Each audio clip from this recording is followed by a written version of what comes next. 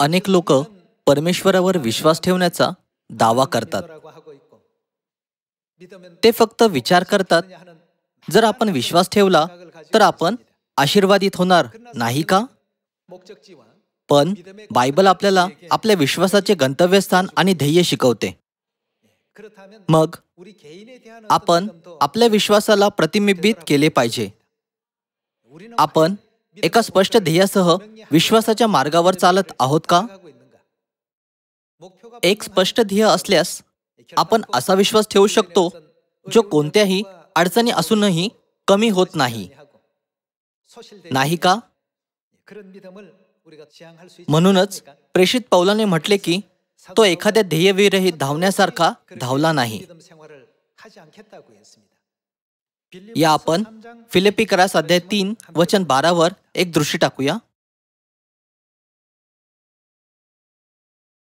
फिलिपिकरास पत्र अध्याय 3 वचन 12. एवढ्यातच मी मिळविले किंवा एवढ्यातच मी पूर्ण झालो आहे असे नाही, तर ज्यासाठी ख्रिस्त येशूने मला आपल्या कह्यात घेतले ते मी आपल्या कह्यात घ्यावे म्हणून मी त्याच्या मागे लागतो आहे. बंधूंनो, मी अद्याप ते आपल्या कह्यात घेतले असे मानित नाही, तर मागील गोष्टींकडे दुर्लक्ष करून व पुढील गोष्टींकडे लक्ष लावून तो कशाकडे धावत आहे? मर्यादेवरील खुणेकडे.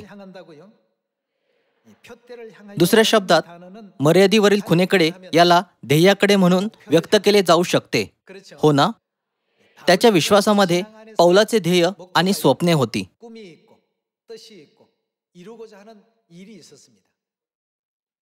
ख्रिस्त येशूच्या ठायी देवाचे जे वरील पाचारण त्या संबंधीचे बक्षीस मिळवण्यासाठी मर्यादेवरील खुणेकडे मी धावतो, हेच एक माझे काम. दुसऱ्या शब्दात तो त्या मार्गावर जोमाने धावला. मग आपण देखील असेच ध्येय ठेवले पाहिजे. जेव्हा आपण अनेक लोकांना विचारतो, तुम्ही परमेश्वरावर विश्वास का ठेवता? तेव्हा ते फक्त म्हणतात, एका शेजाऱ्याने असे सुचवले आहे, किंवा हे असे आहे कारण की एका जवळच्या मित्राने मला चर्चमध्ये आमंत्रित केले म्हणून. तथापि जसे की विश्वासाचे वर्णन विश्वासाच्या रानात चालणे असे केले आहे, त्यामुळे अनेक अडचणी निर्माण होतात. रानात अनेक गोष्टींची कमतरता आहे. अनुकूल परिस्थिती असलेल्या ठिकाणाला रान असे म्हणता येणार नाही. तेथे पुरेसे पाणी आणि पुरेसे अन्न नाही. जसे की रानाचा मार्ग मूलभूत इच्छा देखील पूर्ण करू शकत नाही, म्हणून परमेश्वराने त्याचा उपयोग विश्वासाच्या रानाच्या रूपकाच्या रूपात केला, ज्याद्वारे आपण आता स्वर्गाच्या राज्याकडे जात आहोत. म्हणून अनेक कमतरता असणे स्वाभाविक आहे, हो ना? म्हणून विश्वासाची शक्ती जी आपल्याला रानातून कठीण प्रवास पूर्ण करण्यास आणि कणांमध्ये प्रवेश करण्यास सक्षम करते, सर्वात आवश्यक आहे. तरीही विश्वासाची ही शक्ती जेव्हा त्यांच्याकडे एक ध्येय असते तेव्हा आपल्याला प्रवास पूर्ण करण्यास सक्षम बनवते, जरीही त्याला 400 वर्षे लागले तरी. मग आपण अशा ध्येयाकडे विश्वासाच्या मार्गावर धावत आहोत का? या आपण पेत्राचे पहिले पत्र अध्याय 1 वचन 7 वर एक दृष्टी टाकूया.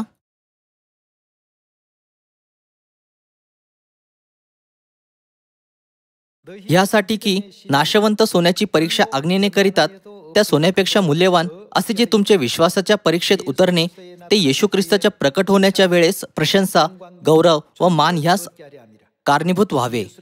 त्याला पाहिले नसतानाही त्याच्यावर तुम्ही काय करता? तुम्ही प्रीती करता.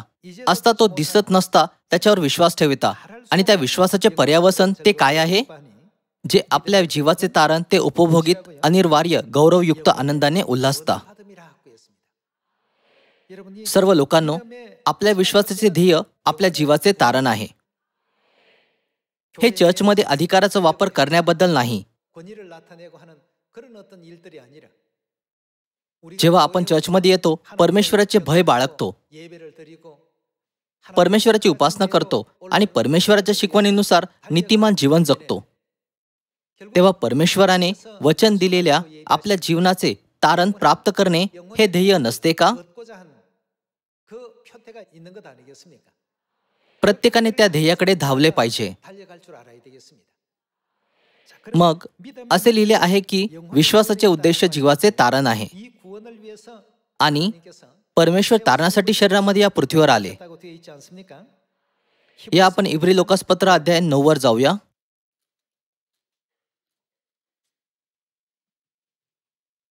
इब्री लोकासपत्र अध्याय 9 वचन 27. ज्या अर्थी माणसांना एकदाचे मरणे व त्यानंतर न्याय होणे नेमून ठेवले आहे, त्या अर्थी ख्रिस्त पुष्कळांची पापे स्वतःवर घेण्यासाठी एकदाच अर्पीला गेला आणि जे त्याची वाट पाहतात त्यांना पापसंबंधात नव्हे तर तारणासाठी तो दुसऱ्यांदा दिसेल. हे अभिवचन आपल्याला ख्रिस्त दुसऱ्यांदा शरीरात येतील हे दाखविते. जेव्हा ते पहिल्यांदा आले तेव्हा वचन 28 त्यांचे वर्णन पापार्पणाच्या बलिदानाच्या रूपात करते. ख्रिस्त पुष्कळांची पापे स्वतःवर घेण्यासाठी एकदाच अर्पीला गेला. मग जेव्हा ते दुसऱ्यांदा येतील तेव्हा काय होईल? जे त्यांची वाट पाहत आहेत त्यांचे तारण करण्यासाठी ते दुसऱ्यांदा प्रकट होतील. मग आपण आपल्या विश्वासाचे ध्येय आपल्या जीवांचे तारणावर ठेवू नये का? सुमारे 2000 वर्षांपूर्वी आपल्या प्रथम आगमनाच्या वेळी परमेश्वराने आपल्या आत्म्यांसाठी तारणाचा मार्ग स्थापित केला. या आपण मत्ते अध्याय 26 वचन 17 वर एक दृष्टी टाकूया.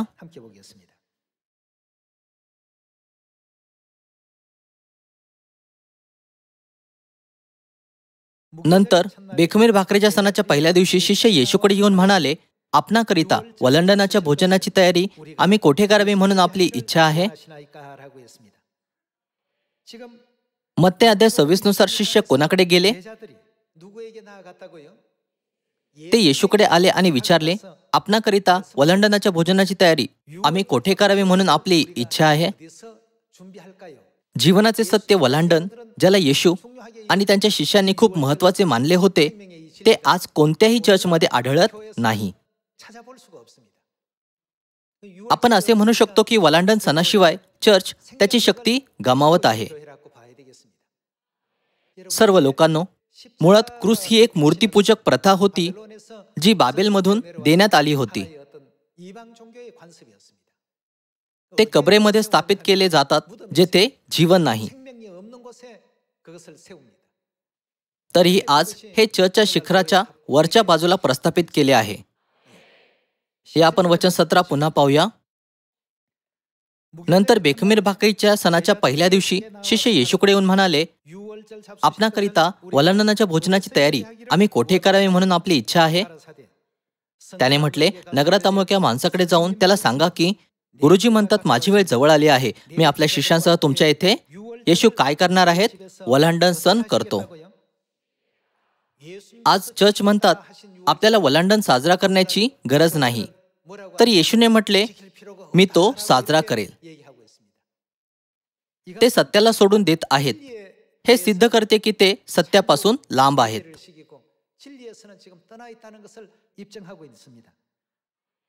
कोणी असे म्हटले की मी तुमच्या घरी वलांडन सण साजरा करणार आहे?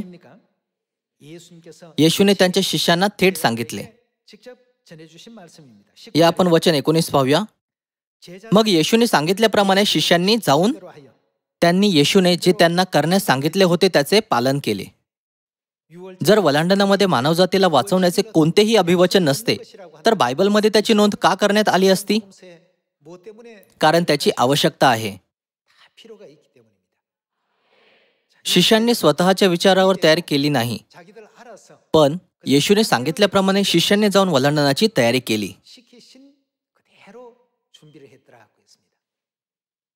येशूने त्यांना आधीच वलांडनाची तयारी कशी करावी याबद्दल सांगितले होते.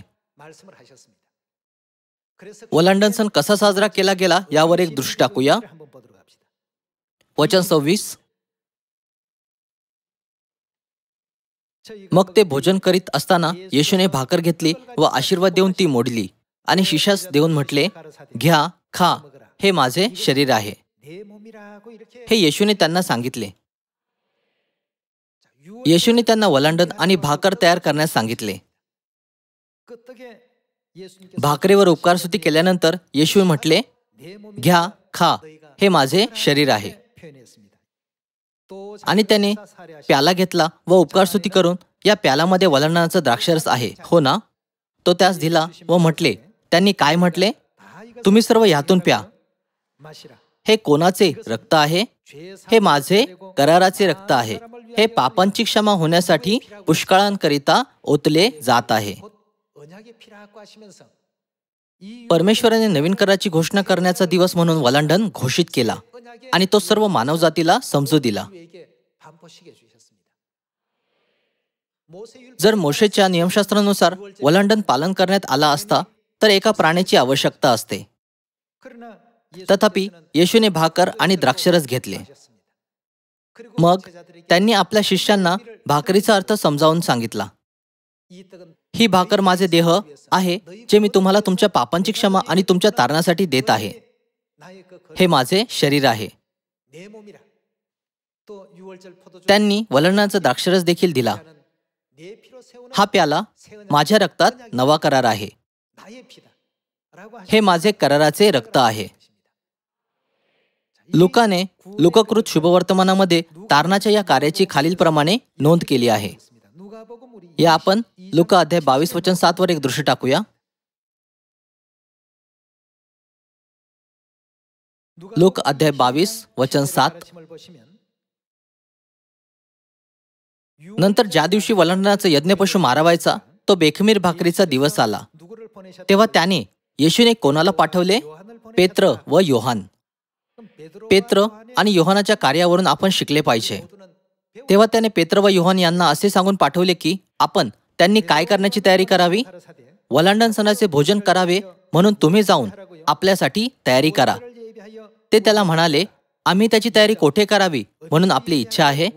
त्याने त्यांना सांगितले, पहा, तुम्ही नगरात प्रवेश केल्यावर पाण्याची घागर घेऊन जाणारा एक माणूस तुम्हाला भेटेल. तो ज्या घरात जाईल त्यात त्याच्या मागून जा आणि त्या घरच्या धन्याला असे म्हणा, गुरुजी तुम्हाला विचारतात, मला माझ्या शिष्यांसह वल्हांडणाचे भोजन करिता येईल अशी पाहुण्यांची खोली कोठे आहे? मग तो तुम्हास सज्ज केलेली मोठी माडी दाखवेल. तेथे तयारी करा. तेव्हा ते गेले व त्याने सांगितल्याप्रमाणे त्यास आढळले आणि त्यांनी वल्हांडणाची तयारी केली. नंतर वेळ झाली तेव्हा तो जेवावयास बसला व आणखी कोण त्याच्याबरोबर प्रेषितही बसले. तेव्हा तो त्यांना म्हणाला, मी दुःख भोगण्यापूर्वी हे वल्हांडणाचे भोजन तुम्हाबरोबर करावे अशी माझी फार उत्कट इच्छा होती. त्याने काय म्हटले? मी हे वल्हांडणाचे भोजन करावे अशी माझी फार उत्कट इच्छा होती. परमेश्वराच्या पहिल्या आगमनावेळी येशूचे नाव घेऊन शहरात येण्याचा उद्देश हरवलेल्यांना शोधणे व त्यांना वाचवणे हा होता.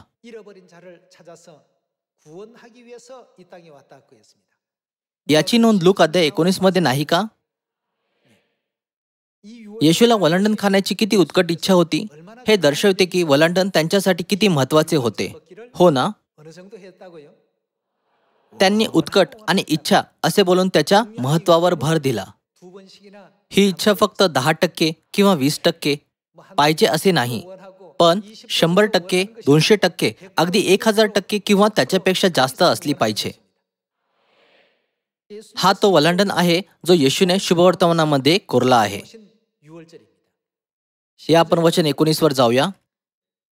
मग त्याने भाकरी घेऊन व उपकारस्तुती करून ती मोडली आणि त्यांना ती देऊन म्हटले, हे माझे शरीर आहे, हे तुम्हासाठी दिले जात आहे, माझ्या स्मरणार्थ हे करा. त्याप्रमाणे भोजन झाल्यावर त्याने प्याला घेऊन म्हटले, वल्हांडणाचा द्राक्षरस या प्यालामध्ये आहे, हो ना? हा प्याला माझ्या रक्तात. हा कोणत्या प्रकारचा करार आहे? नवा करार आहे. ते रक्त हे कोणासाठी ओतले जात आहे? तुम्हासाठी ओतले जात आहे.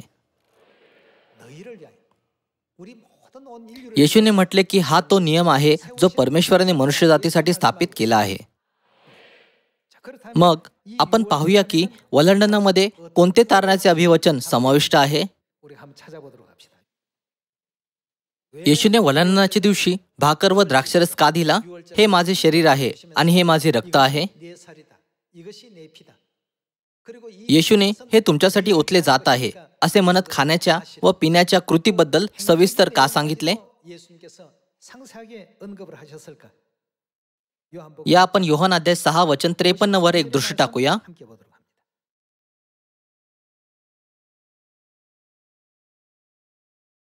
या आपण वचन 53 पाहूया. यावरून येशू त्यांना म्हणाला, मी तुम्हाला खचित खचित सांगतो, तुम्ही मनुष्याच्या पुत्राचा देह खाल्ला नाही व त्याचे रक्त प्याला नाही तर तुम्हामध्ये काय नाही. येशूचे मांस व रक्त याबद्दल आपण ते प्रत्यक्षात खाऊ आणि पिऊ शकत नाही. मग येशूचे मांस आणि रक्त काय आहे?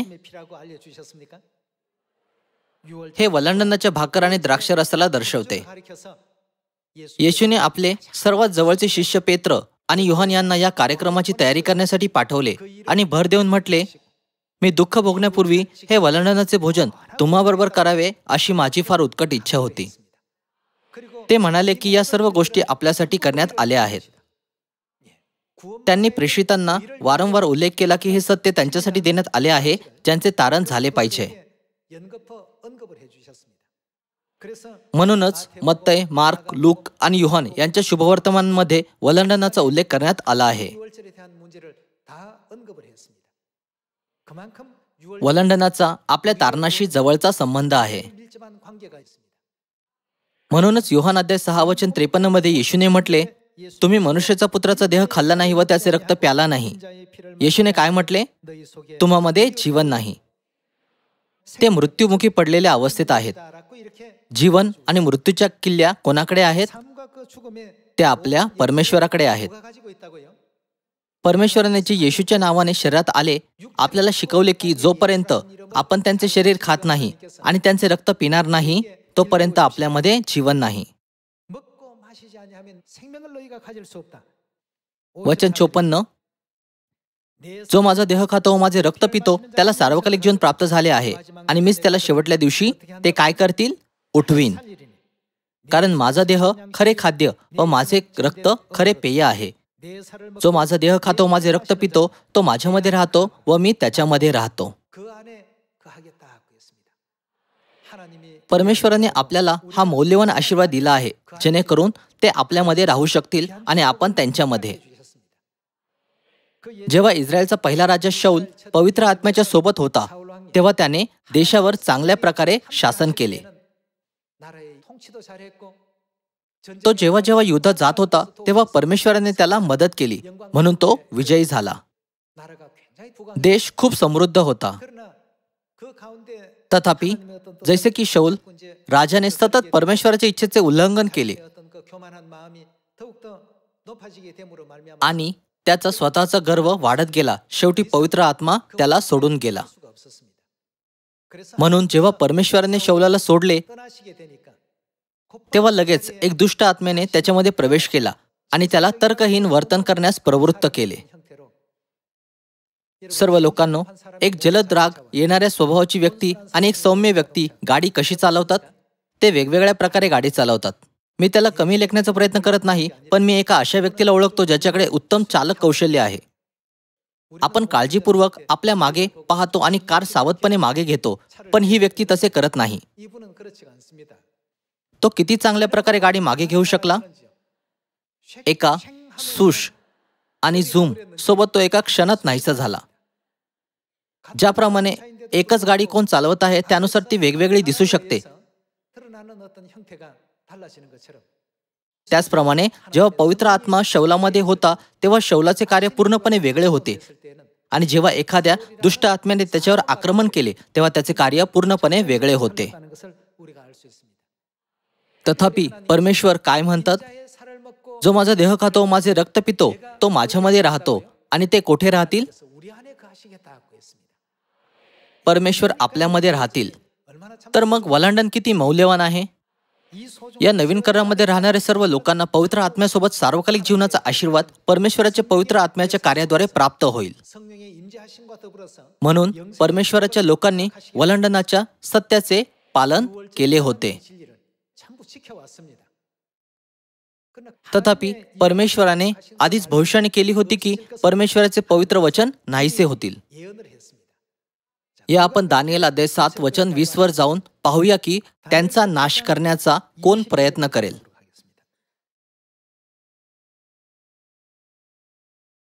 या आपण अध्याय 7 वचन 20 वर एक दृष्टी टाकूया. त्याच्या डोक्याला 10 शिंगे असून आणखी एक शिंग निघाले, त्यामुळे 3 शिंगे उपटून पडली. या सगळ्यांचे मर्म काय ते कळावे म्हणून मी इच्छा दर्शवली. तुमच्यापैकी ज्यांनी दानिएलच्या भविष्यवाणीचा अभ्यास केला आहे त्यांना माहीत आहे की शिंग हे एका राज्याला दर्शवते. दानिएलच्या भविष्यवाणीनुसार 10 राज्यांपैकी हेरुली, वेंडॉस आणि ऑस्ट्रोगॉथ्स ही 3 शिंगे नष्ट झाली. या शिंगाला डोळे व मोठ्या मोठ्या गोष्टी बोलणारे तोंड असून ते आपल्याबरोबरच्या इतर शिंगांहून लठ्ठ दिसत होते. मी पाहिले तो त्या शिंगाने पवित्र जनांबरोबर युद्ध केले व त्यांच्यावर प्राबल्य झाले. भविष्यवाणींमध्ये संतांचा पराभव झाला आणि त्यांचा विरोध करणाऱ्याला अधिक शक्ती मिळाली. वचन 22. त्याने त्यांचा पराभव केला, पण ते क्षणिक असेल. शेवटी पुराण पुरुष आला, म्हणजे परमेश्वर आले, तेव्हा परात्पर देवाच्या पवित्र जनास न्याय मिळाला आणि त्या पवित्र जनास राज्याचे स्वामित्व मिळण्याचा समय आला. यांचे मर्म कळावे म्हणून मी इच्छा दर्शविली. त्यात म्हटले आहे की संतांचा अधिकार योग्य वेळी परत दिला जाईल. या आपण वचन 24 वर जाऊया. आपण वचन 24 पाहूया. आता 10 शिंगांविषयी विचारशील तर त्या राज्यातून 10 राजे निघतील व त्यानंतर आणखी एक राजा निघेल. तो त्या पूर्वीच्या राजांहून भिन्न असून तिघा राज्यास पादक्रांत करील. तो काय करेल? तो परात्पर देवाविरुद्ध गोष्टी बोलेल. परात्पर हे परमेश्वराला दर्शवते आणि फक्त सैतानच परमेश्वराचा विरोध करतो. परात्पर देवाविरुद्ध गोष्टी बोलेल आणि तो काय करेल? परात्पर देवाच्या पवित्र जनास जेर करेल. तो नेमलेल्या सणात व घालून दिलेल्या शिस्तीत बदल करावयास पाहिल.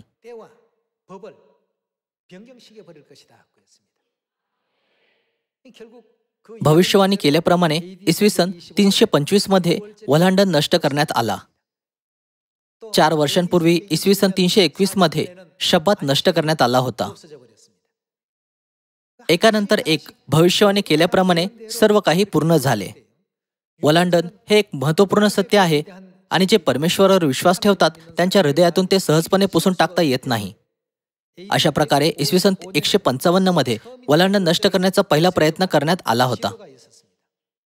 इसवी सन 155च्या सुमारास पूर्व चर्चचे बिशप पॉलिकार्प आणि पोप म्हणून ओळखले जाणारे पश्चिम चर्चचे ॲनिसेटस यांच्यात वाद निर्माण झाला. वल्हांडण पालन करण्याच्या तारखेवरून झालेल्या वादविवादामुळे मतभेद निर्माण झाला आणि दुसरा वादविवाद इसवी सन 197च्या सुमारास झाला. ते एकाच वेळी रद्द करण्यात आले नव्हते. जेव्हा जेव्हा संधी मिळत असे तेव्हा प्रयत्न होत असे. प्रामुख्याने अशी भविष्यवाणी करण्यात आली होती की संतांचा पराभव होईल. याचा अर्थ आहे की त्यांनी त्या प्रमाणात सत्य गमावले. इसवी सन 155, 197 आणि 325. येशू स्वर्गात गेल्यानंतर सुमारे 300 वर्षांपर्यंत प्रथम चर्चने वल्हांडण साजरा केला. तथापि सूर्यदेवताच्या उपासनेचा प्रमुख रोमन सम्राट आणि त्यांचे पालन करणाऱ्या रोमन कॅथलिक चर्चने इसवी सन 325 मध्ये वल्हांडण नष्ट केला. हे लिहिलेले नाही का की जो परात्पर परमेश्वराच्या विरुद्ध बोलतो तो नेमलेल्या सणात आणि घालून दिलेल्या शिस्तीत बदल करेल. त्यांनी वल्हांडण नष्ट केला ज्याची परमेश्वराने आपल्याला आज्ञा दिली होती. ख्रिसमस सुरू केला, शब्बात नष्ट केला आणि रविवारची उपासना सुरू केली. सूर्यदेवताच्या उपासनेच्या प्रथा चर्चमध्ये आणल्या गेल्या. याला आज चर्चची स्थिती म्हणून पाहिले जाऊ शकते. वल्हांडण नसलेल्या लोकांबद्दल येशू काय म्हणतात? तुमच्यामध्ये जीवन नाही. जे लोक वल्हांडण साजरा करतात, त्यांचे मांस खातात आणि त्यांचे रक्त पितात, त्यांना सार्वकालिक जीवन प्राप्त होते आणि तो त्यांना शेवटल्या दिवशी उठवेल आणि त्यांचे पुनरुत्थान करेल. नवीन कराच्या वल्हांडण सणाचे महत्त्व लक्षात घेऊन ते नष्ट करणे दुःखद आहे. आज आपण पिता आणि माताच्या कृपेने या गोष्टी ओळखू शकतो. आपण परमेश्वराचे कार्य आणि सैतानाच्या नेतृत्वाखालील कार्य यामध्ये स्पष्टपणे फरक केला पाहिजे. सूक्ष्मदर्शकाद्वारे आपण उघड्या डोळ्यांना समजू शकत नाही अशा खूप छोट्या गोष्टी पाहू शकतो.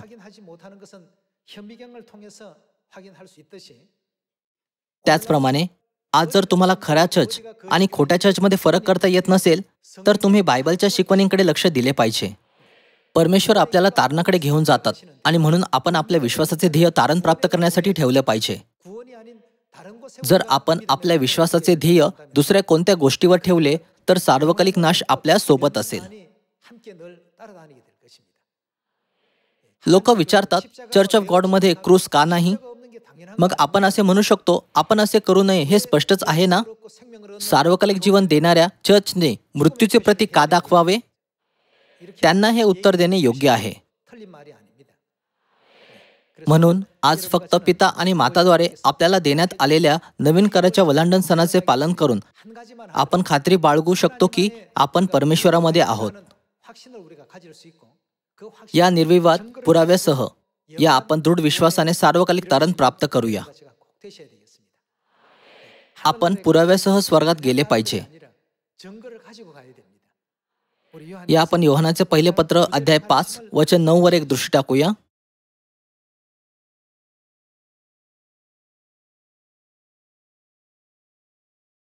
आपण माणसांची साक्ष स्वीकारतो, पण तिच्यापेक्षा देवाची साक्ष मोठी आहे.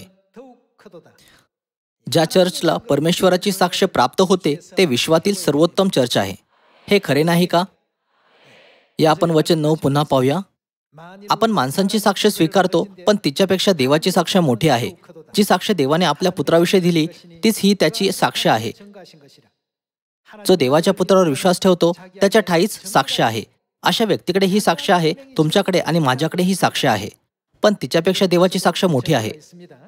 ज्याने देवाचा विश्वास धरला नाही, त्याने त्याला लबाड ठरवले आहे, कारण जी साक्ष देवाने आपल्या पुत्राविषयी दिली आहे, तिच्यावर त्याने विश्वास ठेवला नाही. ती साक्ष हीच आहे की देवाने त्यांनी आपल्याला काय दिले आहे? सार्वकालिक जीवन दिले. त्यांनी आपल्याला सार्वकालिक जीवन कसे दिले आहे? त्यांनी वलणाची भाकर व द्राक्षरस घेतले आणि म्हटले, हे माझे शरीर आहे आणि हे माझे रक्त आहे. जर तुम्ही ते खाल्ले आणि पिले, तर तुम्हाला सार्वकालिक जीवन मिळेल. त्याने आपल्याला नवीन करात हे अभिवचन दिले आहे. ती साक्ष हीच आहे की देवाने आपल्याला सार्वकालिक जीवन दिले आणि हे जीवन त्याच्या पुत्राच्या ठायी आहे, ज्याला तो पुत्र लाभला. अशा प्रकारे जेव्हा आपण वलांडणाची भाकर व द्राक्षरस खातो, तेव्हा आपल्यामध्ये कोण राहील? योहान अध्याय 6 मध्ये ते वलांडण पाळणाऱ्यांमध्ये राहतील. येशूने असे अभिवचन दिले होते. ज्याला तो पुत्र लाभला आहे, त्याला काय आहे? जीवन लाभले आहे. ज्याला देवाचा पुत्र लाभला नाही, त्याला जीवन लाभले नाही. ज्यांच्याकडे मनुष्याच्या पुत्राचं शरीर व रक्त आहे, म्हणजेच जे नवीन करातील वलांडणात आहेत, त्यांना कोणाची साक्ष प्राप्त झाली आहे? त्यांना परमेश्वराची साक्ष प्राप्त झाली आहे. मत्ते अध्याय 7 नुसार शेवटल्या दिवशी जेव्हा लोक स्वर्गात जातील, तेव्हा अनेक लोक तारणाच्या आशेने रांगेत उभे असतील. काही लोक म्हणतील, प्रभू, मी तुझ्या नावाने संदेश दिला, मी तुझ्या नावाने भूते घालविली, मी तुझ्या नावाने पुष्कळ महत्कृत्य केली. अनेक लोक येशूकडे येतील आणि म्हणतील, मी तुमच्यावर इतका प्रामाणिकपणे विश्वास ठेवला. त्यावेळी येशू प्रतिसादात काय म्हणतील? ते म्हणतील, मला तुमची कधीच ओळख नव्हती, मी तुम्हाला नक्कीच ओळखत नाही. मग येशू कोणाला परवानगी देतील? जेव्हा नवीन करात राहणारे लोक परमेश्वराची साक्ष घेऊन त्यांच्याकडे येतील, तेव्हा परमेश्वर त्या लोकांना शोधतील ज्यांच्यामध्ये त्यांचे शरीर आणि रक्त आहे.